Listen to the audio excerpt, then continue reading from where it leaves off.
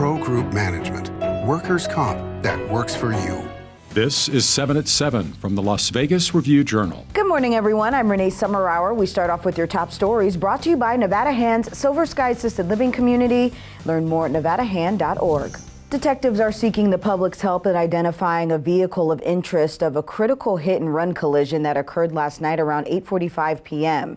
A possible silver 2016 or 17 Chevy Cruze was traveling westbound on Miller Avenue from Revere Street when the car hit a pedestrian in the street and fled the area.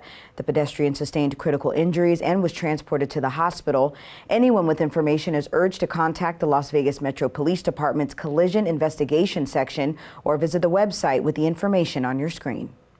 A young woman died Monday afternoon in a traffic accident in North Las Vegas. Two sedans collided at about 2:45 p.m. at the intersection of Deer Springs Way and Gliding Eagle Street. Police believe the vehicle driving on Deer Springs Way was speeding. The driver was 18-year-old Brandon Iglesias, and the passenger was a woman in her 20s who was pronounced dead at a local hospital. The other car's driver was also a woman in her 20s and was taken to the hospital. Iglesias was arrested and charged with felony reckless driving.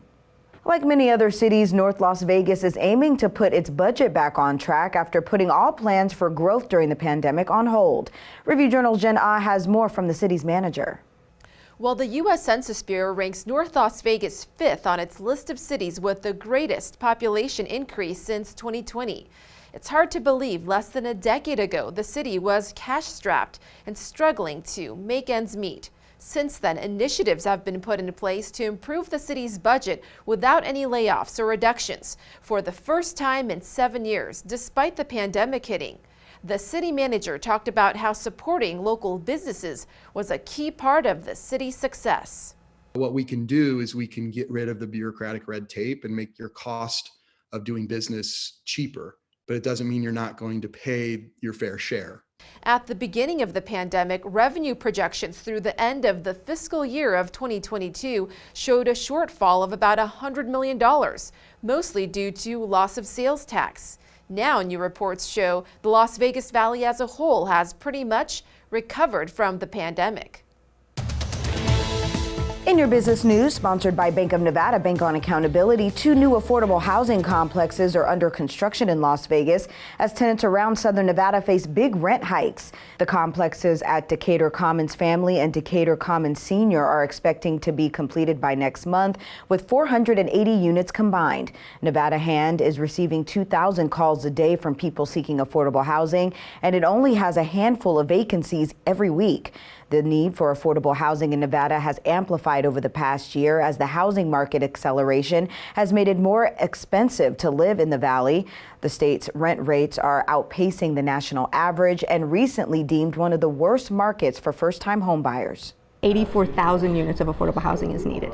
3 years ago, that number was 79,000. So in 3 years, it's increased by 5,000 households. Now it's time for your weather report, brought to you by Star Nursery, your garden's partner for every bloomin' thing. Sunny and breezy is forecasted for your Tuesday. Today's highs reaching around 101 degrees with winds around 16 miles per hour. Wind gusts could get as high as 24 miles per hour. Tonight, evening lows around 79 degrees. For the rest of the week, sunny and breezy conditions remain, staying in the low 100s all week long, with wind gusts holding between 22 and 24 miles per hour until Thursday. Lows will stay in the upper 70s, low 80s all week. In your lifestyle news, sponsored by Visit Laughlin, an easygoing getaway filled with good food, good people, and good times on the river. Henderson's 4th of July celebration at Heritage Park saw about 20,000 attendees last night. The event featured lots of family fun, including obstacle courses, face painting, a foam machine, and dozens of food options. Country music act Lone Star provided the live entertainment, entertaining residents before the firework display at 9 p.m. As the sunset, lines into the free event only grew longer, and many wanted to watch the fireworks. Sports brought to you by Station Casinos, STN Sports. Download the mobile app today. Longtime ESPN reporter Hank Goldberg passed away on July 4th, his 82nd birthday, in his Las Vegas home. Here's our Review Journal sports betting columnist Todd Dewey to tell us more about who Hammerin' Hank was. He was a legendary South Florida media personality who gained national fame as a NFL reporter and prognosticator and horse racing analyst on ESPN. He got his nickname the Hammer and Hammering Hank for slamming down his gavel on the desk whenever he disagreed with a co-host or a caller. He's kind of one of the pioneers of sports talk radio and handicapping, as this was back in the 1970s when he got his start. In your entertainment news, the 3-day hip hop and R&B festival Day in Vegas announced it's canceling its 2022 show.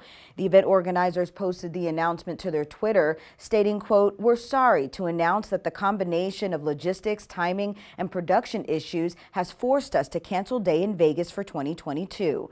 The fest had been scheduled for September 2nd through the 4th at the Las Vegas Festival Grounds. Sports betting brought to you by the Las Vegas Paiute Tribal Smoke and Cigar Shop. The Los Angeles Angels started the season 27-17 before losing 14 straight games. Despite the slide, two-way star Shohei Ohtani is the plus 225 second choice at the Westgate Superbook to win his second straight American League MVP award and the 9-1 fourth choice to win the AL Cy Young Award. New York Yankees right fielder Aaron Judge is the even money favorite to win the MVP, and Tampa Bay Rays left-hander Shane McClanahan is the plus 150 favorite to win the Cy Young. In your health news, sponsored by Boulder City Hospital, we're here for you when you need us. North Las Vegas Police Lieutenant Barney Brucken recently graduated from the FBI National Academy in Virginia, where he learned that cops have shorter lifespans than members of the general public. As the mental and physical health of officers is increasingly becoming a hot topic for policing agencies across the nation, Brucken said instructors at the FBI Academy talked a lot about simple wellness measures like breathing exercises under extreme stress. They also encourage yoga and meditation when their shifts are over and discussed removing stigmas within the police culture that struggling is a sign of weakness. Officers experience probably 3 to 4 more times of traumas, mental traumas, because of what they're exposed to than the average person. Means it's going to affect them a little more mentally. Brucken said the academy also taught him the latest policing techniques aimed to de-escalate dangerous situations. He hopes to use what he learned to further North Las Vegas policing efforts to improve the overall health of their officers. Thank you for watching 7 at 7 a.m. I'm Renee Summerhour. If you have a Roku device, search Review Journal to download our channel. Watch Las Vegas breaking news streaming live on your OTT device. And if you're watching 7 at 7 on YouTube, don't forget to give us a like and hit that subscribe button down below. We'll see you back here later today for 7 at 7 p.m. from the Las Vegas Review Journal. Have a great day. Review Journal Studio, sponsored by Adam Kuttner. Get the maximum settlement as quickly as possible. This 7 at 7 update, sponsored by Pro Group Management. You're watching 7 at 7 from the Las Vegas Review Journal.